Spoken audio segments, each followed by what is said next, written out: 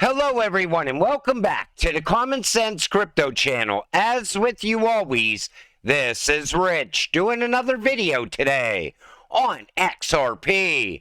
So I hope you're all having a wonderful day today wherever you are in this great world.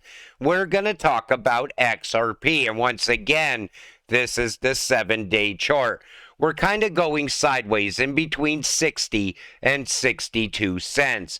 And, you know, I'd like to see that catalyst show up that really sends XRP. Most of you are waiting for that as well. But I could see the greatest thing that could possibly happen for XRP holders right now is that Ripple and the SEC come to settlement before Christmas. Because if we go back to 2020, right before Christmas, Ripple and the SEC entered that lawsuit, and the price of XRP came crashing down. I would love to see that happen in reverse. I'd love to see the price of XRP absolutely blast off. Mastercard has chosen Ripple as a new partner in its efforts to explore and capture the expanding market for CBDCs. This partnership is part of Mastercard's broader strategy to capitalize on the growing interest in CBDCs globally. Now, they're saying this could push the price of XRP towards 70 cents. We need something to happen at this point. Going sideways is so frustrating right now. At one point, we had momentum right before we came crashing down. And once we get that momentum, all the excitement comes back to XRP. We need something that brings that excitement back. Ripple CEO reaffirms commitment to finance pro-crypto candidates. The move has topped $78 million according to Politico. While the total amount raised for this push to bankroll pro-crypto political candidates has topped $78 million according to Politico, it is worth noting that this move is not the same as lobbying efforts that individual crypto companies have engaged in for some years now. As reported earlier, crypto companies led by Coinbase and Ripple Labs spent millions of dollars each year lobbying Washington policymakers to help advance defined crypto causes. With the clarion call from Garlinghouse, he proclaimed that 2024 is the time to go back to first principles by encouraging initiatives to promote transparency, innovation, and a compliance-first approach. And that's what we need. We need Washington to change. We need to get rid of people like Elizabeth Warren, who wants to only work for the big banks. We need politicians that are going to work for the American people. Keep that innovation inside of the United States so we could push ahead, instead of watching innovation leave this country on a daily basis. And that's exactly what's happening right now. Tranglo, a Ripple partner, has entered Myanmar via partnership with KBZ Bank for remittances. Effort targets 4 million overseas workers. And you know, if it's not Ripple partnering up and expanding and growing, it's Ripple's partners also expanding and growing. And it's always around cross-border payments and remittances. And I think it's because they're utilizing the RippleNet technology to continue to push forward. Get those payment rails put in place so XRP can skyrocket in the near future. Notice the founder of Medico is now the SVP product at Ripple. Initially, the two companies were described as independent, but Medico's founder is now a Ripple employee. You know, whenever I think of Medico, I always just want to say Ripple, because you know they are tied together at this point. And we're seeing Medico go after custody, and I think that's the right direction for them to go in, because custody is going to be huge inside of crypto as well. Series of interesting events. Now, this shows you how growth happens around Ripple. 2019, FIS integration with Ripple. 2020, submission to RBA mentions Ripple. 2022, ex-Ripple exec Dilip Rao leads Australia's CBDC project. 2023, Ripple contributes to Australian CBDC pilot for digital finance innovation.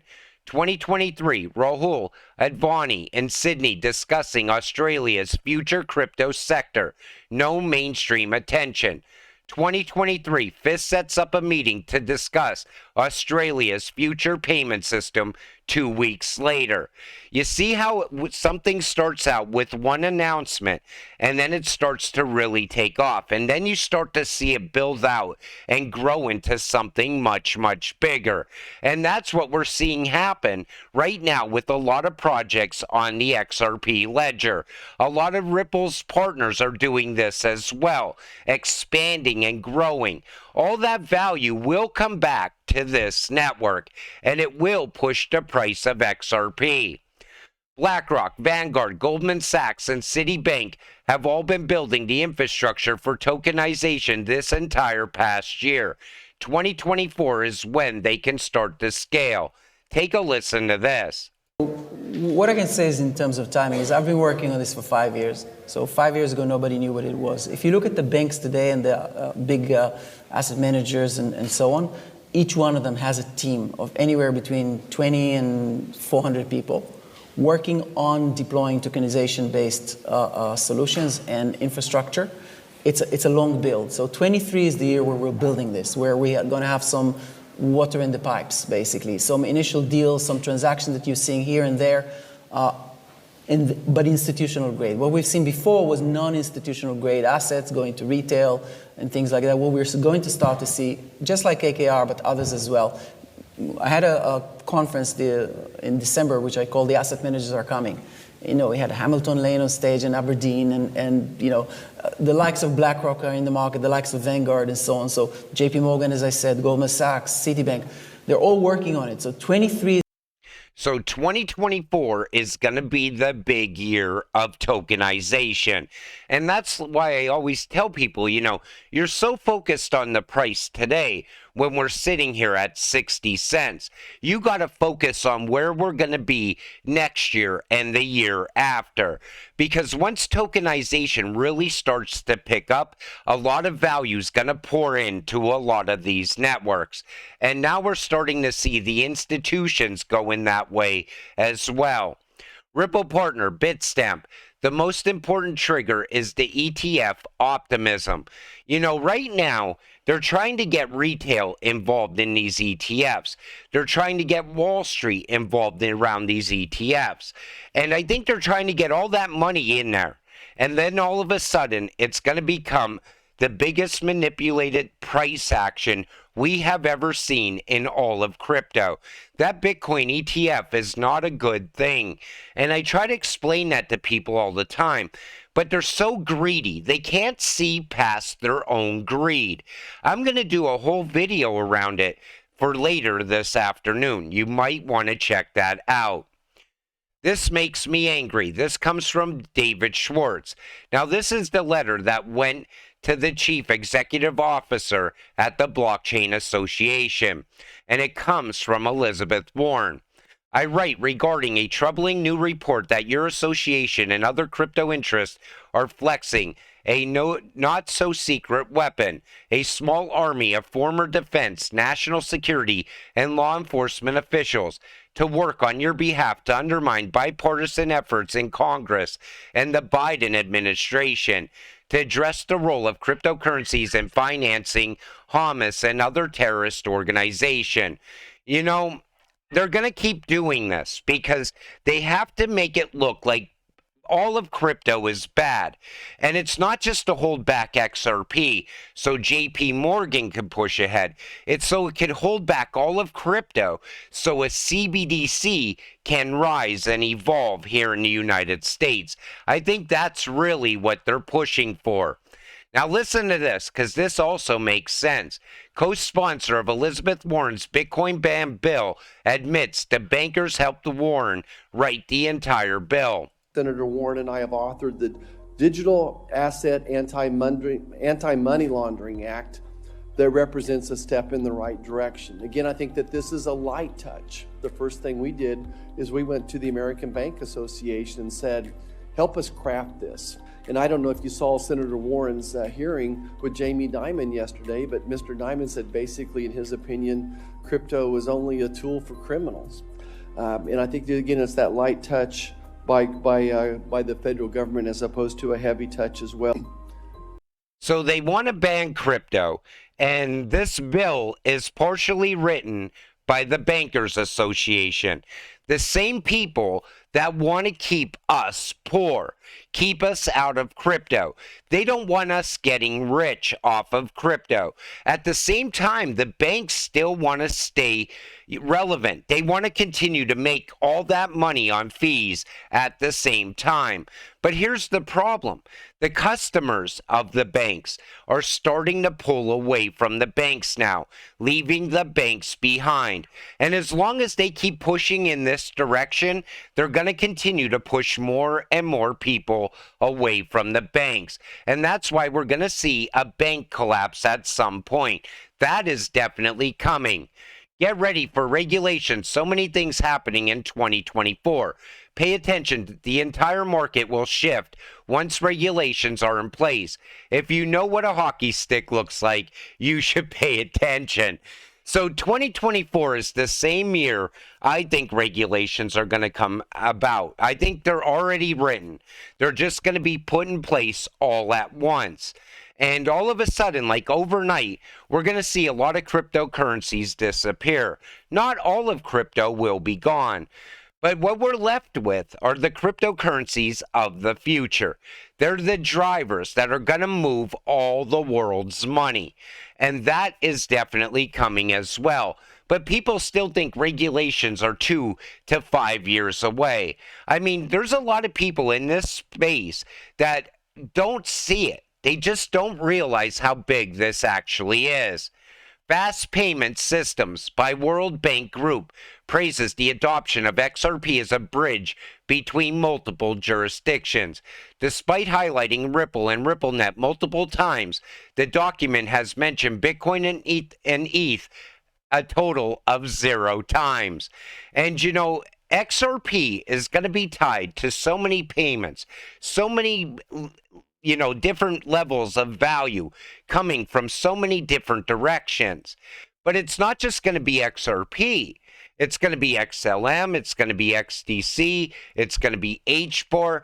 QNT is going to be in there. Algo, IOTA. DAG's going to be handling most of the data. LCX is going to be a major player as well. And it's all coming together without Bitcoin and ETH. But yet, that's where everybody, and I mean everybody, even the mainstream media news, wants you to be paying attention to ETFs. And I think the reason for that is they want to get all the dumb money in there.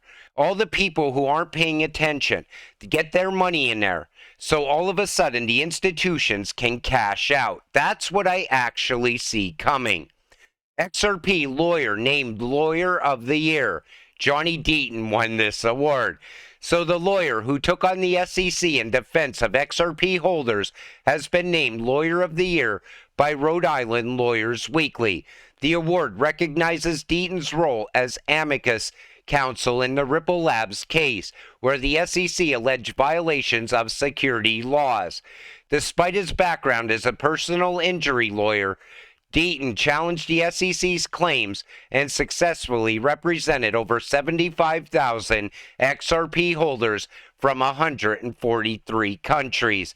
You know, what Johnny Deaton did on behalf of this community, it's just priceless. I mean, he was there with us all along the way, keeping us up to date on what's going on, making sure we understand better what's going on as well. And I definitely think Johnny Deaton deserves Lawyer of the Year. This is not a smoking gun. It's an atom bomb. The SEC is setting up a Chinese backdoor into crypto while trying to stop American companies such as Ripple, Coinbase, and every other U.S. player. Now take a listen to this. The second advantage of what Prometheum has is we have Take notice, he was talking about Prometheum. Remember how the CEO of Prometheum, or the creator, whoever that guy was, how he was so buddied up with Gary Gensler and saying that we had clear rules of the road. It's because him and Gary Gensler were working together to set up that Chinese back door. And I think it's still there today. And that's why we still see Gary dragging his feet in this Ripple SEC case, so he could drag it out as long as he possibly can. It's also another reason why he's dragging his feet around Bitcoin ETFs. He's not going to allow that to get passed until a CBDC is alive here inside the United States. That's what really makes sense to me. But you know, the SEC all along the way has been nothing but hurting the retail investor, the same investors that they are set up to protect. I cannot wait until we get someone new at the SEC. XRP is the final version of Bitcoin, beta test coin. And this goes on to talk about how Arthur Brito and Jeb McCaleb and Chris Larson and David Schwartz are all part of building out Bitcoin. And now they're saying that XRP will become the next Bitcoin. We even seen Arthur Brito in the past say that XRP is built for very high prices, $10,000 plus. And a lot of people in this space don't ever envision XRP hitting those prices in the future. They just can't fathom how we could go from 60 cents to 10K. Now, I'm not saying we're going to make it to 10K, but I definitely do believe we will see 3 digits in the short term, most likely 4 digits at some point as well. Because everything that we're watching right now is all leading to XRP becoming that bridge currency and moving all that money. And that's just in cross-border payments. Now you factor in custody and tokenization. XRP is not going to be sitting at 60 cents forever. And that's why I always tell you, stay patient, stay positive until it all happens. Because we literally will get rich together. With that said, I'm going to wrap up this video. I want to thank you all for watching. I appreciate all of you. I'll see you in the next one. Have a great night.